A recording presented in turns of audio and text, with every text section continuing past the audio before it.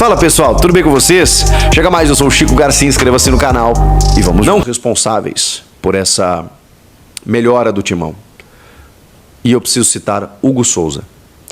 O Hugo, bom, todo mundo sabe, chegou sob certa desconfiança e substituindo Cássio e Carlos Miguel. O Cássio não viveu nessa temporada, e embora algumas decisões por pênaltis, e embora sempre um jogador muito importante, mas o Cássio não viveu nos últimos 2 anos um momento como o Hugo Souza está vivendo. O Carlos Miguel poderia, mas o recorte é muito pequeno, porque ele não quis. Então nem dá para colocar o Carlos Miguel nessa análise aqui, mas o Cássio ele entregava em alguns momentos, né? Às vezes fechava o gol, defendia alguns pênaltis, classificava o timão. Aquele jogo contra o Estudiantes, por exemplo, né? Que foi um bombardeio. Ele segurou tudo, pegou pênalti, depois contra o Boca. Então, assim, sempre teve...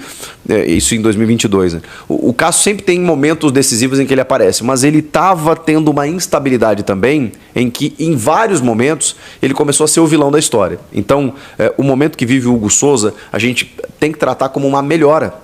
O Cássio foi para o Cruzeiro, o Carlos Miguel foi embora, e o Hugo Souza hoje deu uma estabilidade no gol, deu uma tranquilidade para o torcedor. Então, melhorou. A questão da defesa, ela vem sendo questionada há algum tempo. Então, eu não coloco como um pilar dessa equipe. O André Ramalho, em determinado momento, numa linha de 3, se tornou um dos grandes jogadores do time na temporada. Mas... de novo, num recorte muito pequeno. Depois ele voltou com linha de 4, ele mexeu muito no sistema, e o André Ramalho não conseguiu assim ter a mesma performance. Ainda é um jogador importante, pode ser que no ano que vem, com pré-temporada e tudo mais, e um parceiro melhor, talvez ele consiga render mais. Mas eu gostei, assim, vários momentos do André Ramalho.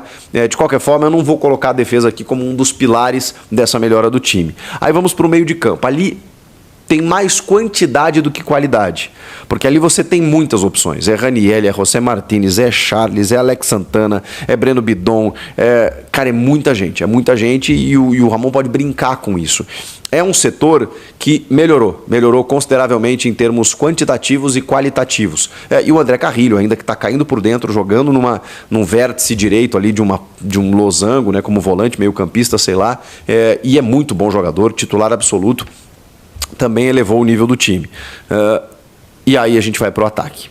O ataque ele é determinante, porque o Corinthians sofreu muito com uma má fase do seu principal jogador, que era o Yuri Alberto, com vários parceiros que foram chegando para tentar ajudar o Yuri e ninguém conseguiu. E o Yuri começa a melhorar significativamente após a chegada do Memphis Depay.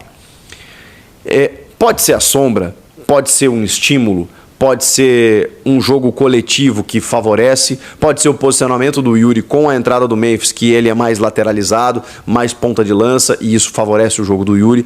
Pode ser porque o Memphis tem uma qualidade técnica absurda, e aí os jogadores à sua volta crescem, porque ele também consegue tabelamentos, consegue encontrar esses caras, consegue chamar marcação, consegue atrapalhar todo mundo e favorece o jogo dos demais. Tudo isso junto. A verdade é que é tudo isso junto. O Memphis Depay chegou e ele mudou completamente o status do Yuri Alberto.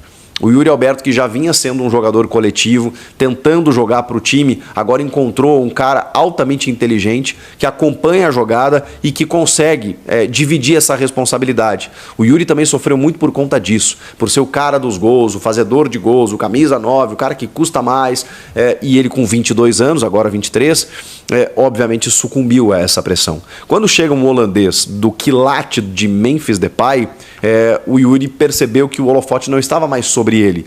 Percebeu que o Yuri poderia ser importante, colaborativo, se ele desse assistências também, se ele se deslocasse para permitir com que outros brilhassem. A pressão não seria mais tão somente para ele. E mesmo assim, ele que tem o gol, sempre teve, sabe fazer gols, quando a bola começou a se oferecer, ele começou a definir. E aí o nível que atingiu o Yuri Alberto, ele é absurdo, a ponto do torcedor se questionar se ele vai continuar. Ele tem propostas, já teve propostas muito boas da Premier League, é um local que valoriza, né, sempre a principal liga do mundo, e a gente está falando do jogador sub-23, o terceiro que mais fez gols no mundo, no mês de, acho que é setembro ou outubro, setembro. Ele fez 10 gols sendo que o Vini Júnior e o Rafinha fizeram 11. Fala, torcida corintiana, tudo bem com vocês? Meus amigos, após a importantíssima vitória contra o Vitória aí de 2-1, os jogadores do Timão ganharam alguns dias de folga aí com relação à data FIFA e após a vitória, principalmente após a vitória contra o Vitória, tá? O Memphis aí, o Yuri, que estão com nomes fortíssimos aí em toda a mídia, também na torcida, né? O Yuri, que vinha sendo muito criticado aí pela torcida diante dos últimos jogos, alguns jogos que ele havia feito, que tava sem marcar gol, errando muito gols e tal. A torcida ultimamente tá gostando muito dos últimos jogos do Yuri os dois atacantes aí do Timão estão muito equiparados, né? Tá certo? Então é isso.